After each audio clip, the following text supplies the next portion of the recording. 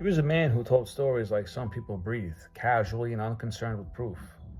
If you asked him about love, he'd smile first as if checking whether the memory still fit him, and then he'd begin.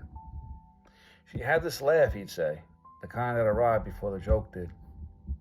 They were 16 and reckless with time, kissing behind bleachers, hands trembling like they were stealing something sacred.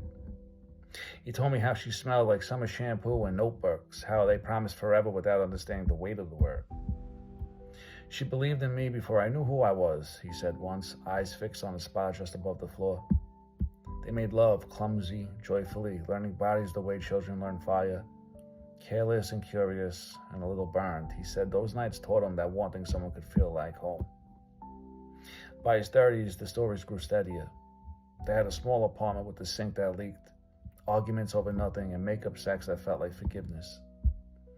He talked about holding her hips in the kitchen, how she danced badly on purpose, and how she'd steal the blankets and deny it fiercely. She made ordinary days feel important, he told me. Road trips, cheap wine, dreams stacked higher than their bank account. He said that she knew when to push him and when to let him fall apart quietly. He said love, at that age, was choosing the same person even when it would be easier not to. In his 50s, the story softened. Less fire and more warmth. They aged into rituals.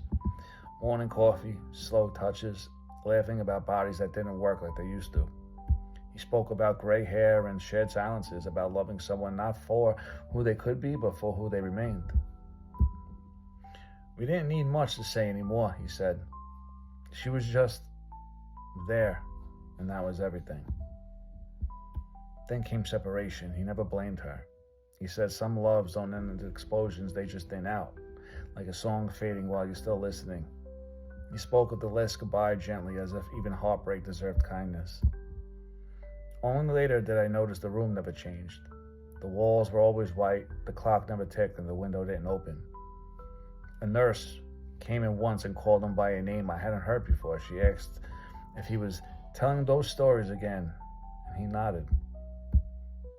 There was no wife, no girl behind the bleachers, no kitchen dancing, no shared mornings, just a man in a hospital bed, his hands empty, but his mind full.